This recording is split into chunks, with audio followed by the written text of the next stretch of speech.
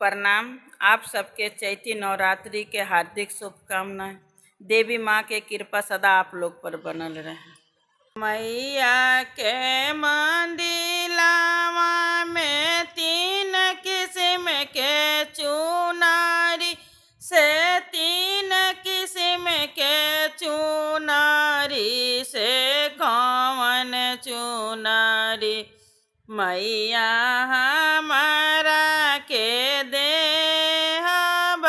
कौन चुनारी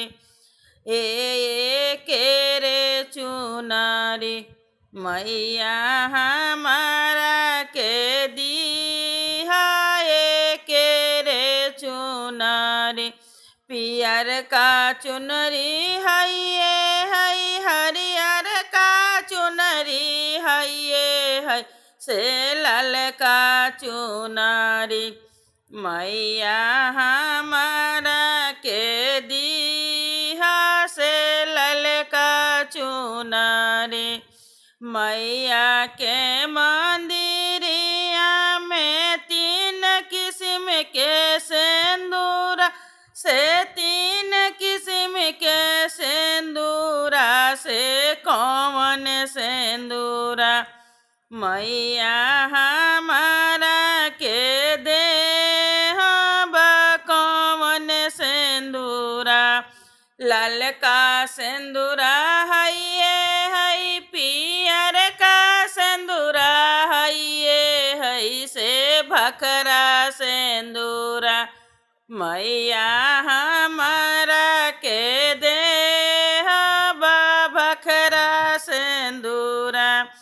मैया के मंदिरावा में चूरी बाटाला हो चूरी बाटाला से कौन चूरिया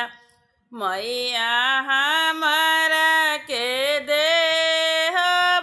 कौन चूरिया लाल का चूरिया है पियर का चूरिया है से शाखा चूरिया मैया हमारा के दे शंखा चूरिया मैया के मंदिरिया में 3 किस्म के सुखावा अरे 3 किस्म के सुखावा से कौन सुखावा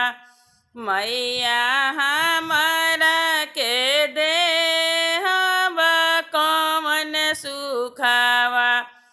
नैरा सुखवा है ससुरवा सुखवा